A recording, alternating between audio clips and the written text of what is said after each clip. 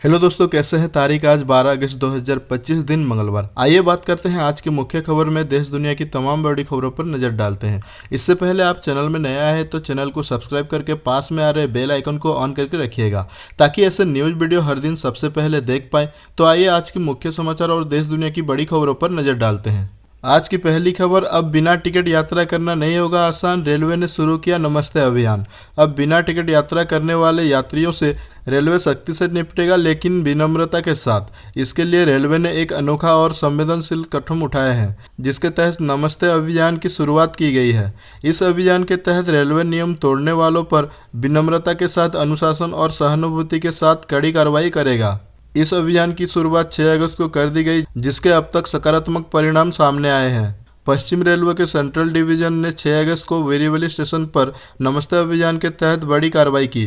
इस दौरान 300 टीटियां, 30 आरपीएफ और 20 जीआरपी कर्मियों के साथ मिलकर एक दिन में 5200 से अधिक बिना टिकट यात्रा करने वाले लोगों को पकड़ा गया और उनसे 13 रुपये 50 पैसे का जुर्माना वसूला गया। अगली बड़ी खबर आ रही है, बारिश का बड़ा अलर्ट। 12 से 16 अगस्त तक मूसलाधार बारिश का खतरा, इन जिलों में रेड अलर्ट जारी। उत्तर प्रदेश में इस बार मानसून अपनी पूरी ताकत के साथ सक्रिय हो गया है। लगातार हो रही बारिश के बीच भारतीय मौसम विभाग ने राज्यों में एक और गंभीर चेतावनी जारी की है।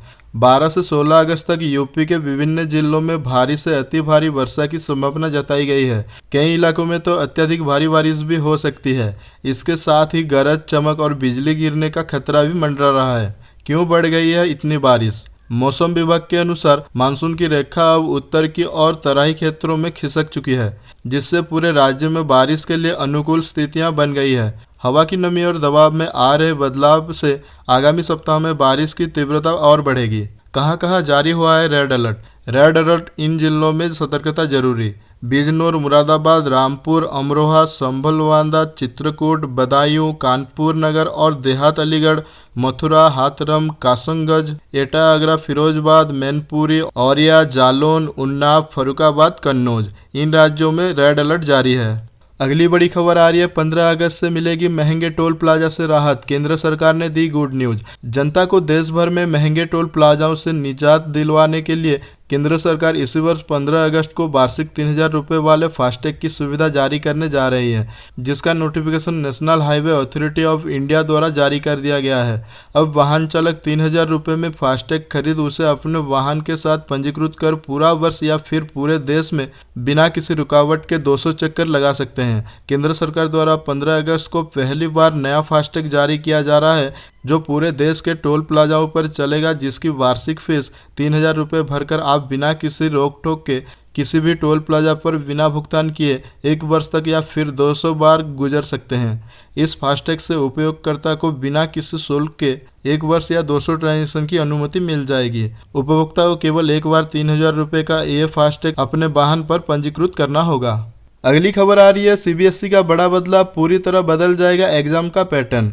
Central board of secondary education 2026-27 शैक्षणिक सत्र से 9वीं कक्षा के छात्रों के लिए ओपन बुक एग्जाम की शुरुआत करने जा रहा है। 2018 में बंद की गई स्कीम के फिर शुरू होने से प्रत्येक टर्म में 3 पेन एंड पेपर परीक्षाएं होंगी, जिनके उत्तर छात्र किताबों, नोट्स और अन्य स्वीकृत संसाधनों की मदद से लिख सकेंगे।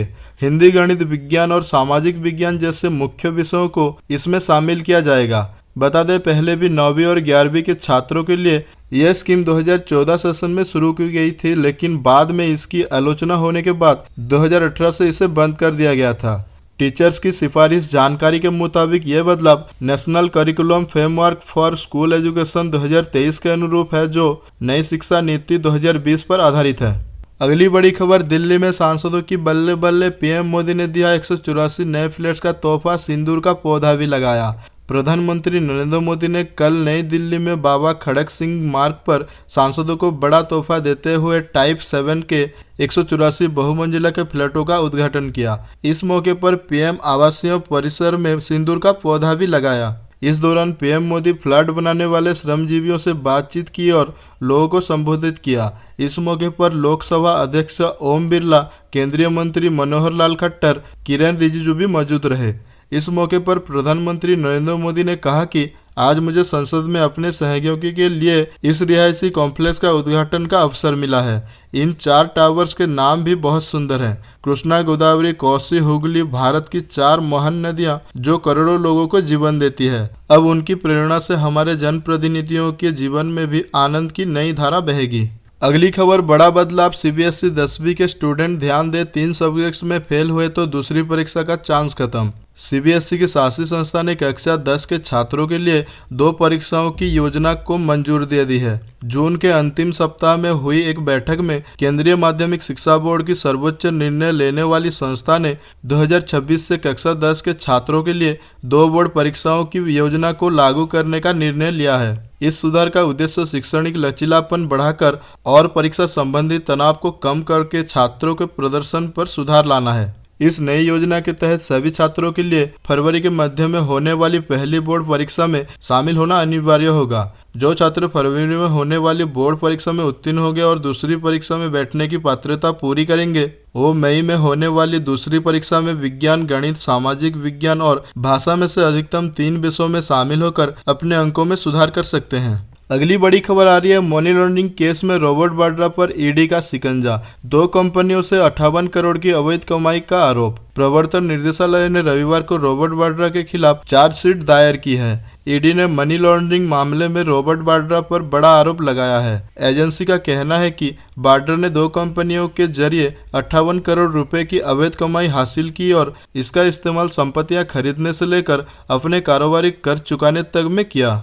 ईडी की चार्जशीट के मुताबिक रॉबर्ट वाड्रा को 2 कंपनियों से 58 करोड़ रुपए की अवैध कमाई मिली, जो कथित आपराधिक गतिविधियों से जुड़ी थी। उन्होंने इस रकम का इस्तेमाल कथित तौर पर अचल संपत्तियां खरीदने, निवेश करने, फंड और लोन देने और अपनी विभिन्न ग्रुप कंपनियों की देनदारियां चुकाने में किया। ईडी की चार्जशीट में कहा गया है कि जांच के दौरान कथित आपराधिक गतिविधियों से हुई कमाई का सटीक आकलन किया गया है। रॉबर्ट वाड्रा के पास कुल 58 करोड़ रुपए की ऐसी रकम आने का खुलासा हुआ, जो 2 रास्ते से आई। इनमें 5 करोड़ रुपए blue bridge trading private limited के जरिए और 53 करोड़ रुपए स्काईलाइट हॉस्पिटैलिटी प्राइवेट लिमिटेड के जरिए ट्रांसफर हुए। अगली खबर आ रही है, उपराष्ट्रपति चुनाव पर मचेगा घमासान। संयुक्त उम्मीदवार उतारने की तैयारी में इंडिया गठबंधन। उपराष्ट्रपति चुनाव को लेकर हलचल तेज हो गई है। एक तरफ सत्तारूढ़ एनडीए गठबंधन उम्मीदवार पर मंथन कर रहा है, वहीं दूसरी ओर विपक्षी गठबंधन इंडिया में कवायद तेज हो गई है। उपराष्ट्रपति पद के लिए इंडिया ब्लॉक संयुक्त उम्मीदवार उतारेगा। संभावित नामों पर चर्चा करने तथा इस पर आम सहमति बनाने के लिए कांग्रेस अध्यक्ष मल्लिकार्जुन खड़गे विपक्षी दलों से संपर्क कर रहे हैं। खड़गे ने कहा कि विपक्षी गठबंधन ने यह प्रबल भावना है कि विपक्षी दलों को परिणाम की परवाह किए बिना एक मजबूत राजनीतिक संदेश भेजने के लिए मुकाबला से पीछे नहीं हटना चाहिए। उम्मीदवार चुनने पर कोई चर्चा नहीं हुई है, लेकिन संभावित उम्मीदवारों के नामों पर विचार विमर्श के लिए इंडिया गठबंधन के साझेदारों के बीच बातचीत चल रही है और खड़गे आम सहमति बनाने के लिए विपक्षी दलों से संपर्क कर रहे हैं। अगली खबर देखिए, सुप्रीम कोर्ट ने सेना में पुरुषों के लिए आरक्षण को बताया मनमाना। महिला उम्मीदवारों के हक में सुनाया बड़ा फैसला। भारतीय सेना की जज एडवोकेट जनरल शाखा में पुरुष और महिला अधिकारियों के लिए 2:1 आरक्षण नीति को सुप्रीम कोर्ट ने सोमवार को खारिज कर दिया। अदालत ने साफ कहा कि किसी भी पद को सिर्फ पुरुषों के लिए आरक्षित नहीं किया जा सकता है और न ही महिलाओं के लिए सीटें सीमित की जा सकती है। कोर्ट ने इस नीति को मनमाना और समानता के मौलिक अधिकार का उल्लंघन बताया। न्यायमूर्ति मनमोहन और न्यायमूर्ति दीपांकर दत्ता की पीठ ने कहा, कार्यपालिका पुरुषों के लिए सीट आरक्षित नहीं कर सकती। 6 पुरुष और 3 महिलाओं के लिए सीट तय करना मनमाना है और भर्ती के नाम पर इसे स्वीकार नहीं किया जा सकता। अगली खबर देखिए, बिहार में अब बकाया बिजली बिल होगा माफ। ऑनलाइन रजिस्ट्रेशन शुरू, ऐसे करे आवेदन, जानिए किनको होगा फायदा। केंद्र सरकार ने बिजली बिल माफी योजना 2025 की घोषणा करते हुए गरीब और मध्यम वर्गीय परिवारों को पुराने बिजली बिल बकाया से राहत देने का बड़ा कदम उठाया है। इस योजना के तहत ऐसे उपभोक्ताओं के पुराने बिजली बिल, ब्याज और पेनल्टी माफ की जाएगी जिन्होंने आर्थिक तंगी के कारण समय पर बिल का भुगतान नहीं किया। योजना का लाभ केवल घरेलू उपभोक्ताओं को मिलेगा, जबकि व्यावसायिक और औद्योगिक कनेक्शन धारकों को इससे बाहर रखेंगे। पात्रता के लिए आवेदक का बीपीएल कार्ड या अंत्योदय राशन कार्ड होना आवश्यक है। इसके साथ ही जिनका मासिक बिजली खपत 100 यूनिट से कम है वह इस योजना के दायरे में आएंगे। गांव और शहर दोनों क्षेत्रों में ये योजना लागू होगी, लेकिन ग्रामीण उपभोक्ताओं को इसका विशेष लाभ मिलेगा। जिन उपभोक्ताओं के बकाया बिल के कारण बिजली कनेक्शन काटे गए हैं वो भी आवेदन कर सकते हैं। कई राज्यों में आधार कार्ड, निवास प्रमाण पत्र और स्थायी निवास की शर्त अनिवार्य होगी। अगली बड़ी खबर देखिए, 30 लाख किसानों के खाते में पहुंचा 3200 करोड़ रुपए। कृषि मंत्री ने फसल बीमा की राशि जारी की। फसलों के नुकसान की भरपाई के लिए केंद्र सरकार पीएम फसल बीमा योजना चला रही है। योजना के तहत 30 लाख से अधिक किसानों को कल 11 अगस्त को फसल नुकसान की भरपाई के लिए 3200 करोड़ से अधिक राशि जारी कर दी गई है। केंद्रीय कृषि मंत्री शिवराज सिंह चौहान ने रबी सीजन 2023-24, खरीफ 2024 और रबी सीजन 2024-25 की फसल बीमा दावा राशि का वितरण कर दिया है। केंद्रीय मंत्री शिवराज सिंह चौहान ने कल राजस्थान के झुंझुनू में आयोजित कार्यक्रम में प्रधानमंत्री फसल बीमा योजना अंतर्गत 30 लाख से अधिक किसानों के खातों में 3200 करोड़ रुपए से अधिक की फसल बीमा दावा राशि का डिजिटल रूप से भुगतान कर दिया है। कार्यक्रम में मध्य प्रदेश, राजस्थान, छत्तीसगढ़ सहित अन्य राज्यों के किसानों को फसल बीमा दावा राशि वितरित की गई है। अगली बड़ी खबर देखिए, जल्द हो सकता है खतरनाक युद्ध, जरूर किसी के साथ आएगा दुश्मन। ऑपरेशन सिंदूर के बीच सेना प्रमुख उपेंद्र द्विवेदी की गंभीर चेतावनी। सेना प्रमुख जनरल उपेंद्र द्विवेदी ने खतरनाक युद्ध की चेतावनी दी है और कहा कि इस बार दुश्मन को किसी और देश का समर्थन भी मिल सकता है। सेना प्रमुख का ये बयान ऐसे समय में सामने आया है जब पाकिस्तान के सेना प्रमुख और field marshal Asim Munir America के दौरे पर हैं। हालांकि जनरल उपेंद्र द्विवेदी ने किसी देश का नाम नहीं लिया और उनका ये बयान भी 4 अगस्त का है, जिसका वीडियो सेना ने रविवार 10 अगस्त 2025 को जारी किया। पीटीआई की रिपोर्ट के अनुसार सेना प्रमुख ने किसी देश का नाम लिए बिना खतरे की आशंका को रेखांकित किया और कहा, अगली बार यह खतरा कहीं ज्यादा हो सकता है और वो देश अकेला करेगा या किसी और देश के समर्थन से करेगा, हमें नहीं पता, लेकिन मुझे पूरा यकीन है, मुझे लगता है कि वह देश अकेला नहीं होगा। यही हमें सावधान रहना चाहिए। अगली खबर देखिए, सोना खरीदारों के लिए खुशखबरी, सोने में आई बड़ी गिरावट। जहां एक और पिछले काफी समय सोने की कीमतों में बढ़ोतरी देखी जा रही है, वहीं आज सोने की कीमतों में गिरावट देखी जा रही है। सोने की कीमतों में गिरावट होने की वजह से लोगों को सोने की खरीदी करने में काफी आसानी हो रही है, वहीं निवेशकों को इसकी वजह से मुश्किल हो रहा है। आइए जानते हैं सोने की कीमतों के बारे में पूरी जानकारी। सोने की बढ़ती कीमतों ने आम लोगों के पसीने छुड़ा रखे हैं। लगातार बढ़ोतरी के बाद अचानक सोने की कीमतों में बड़ी गिरावट आई है, जिसकी वजह से सोना खरीदारों के चेहरे पर खुशी है तो वही निवेशकों के मुंह लटके हुए हैं। ऐसे में अगर आप भी सोने की खरीदी करने के बारे में सोच रहे हैं तो यह आपके लिए सही मौका हो सकता है।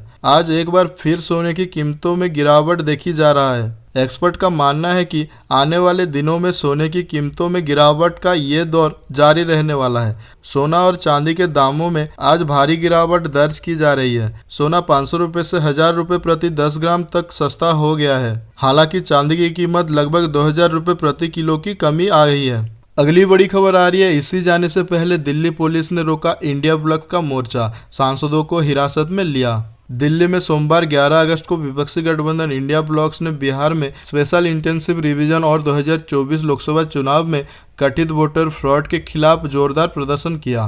कांग्रेस नेता राहुल गांधी, प्रियंका गांधी वाड्रा, शरद पवार समेत कई वरिष्ठ नेता संसद से चुनाव आयोग के दफ्तर तक मार्च करने निकले। हालांकि दिल्ली पुलिस ने उन्हें रास्ते में रोक दिया और हिरासत में ले लिया। पुलिस का कहना है कि मोर्चा के लिए कोई औपचारिक अनुमति नहीं ली गई थी। सुबह करीब 11:30 बजे विपक्षी सांसदों ने संसद भवन के मकर द्वार से मार्च शुरू किया, जो ट्रांसपोर्ट भवन होते हुए निर्वाचन सदन तक जाना था।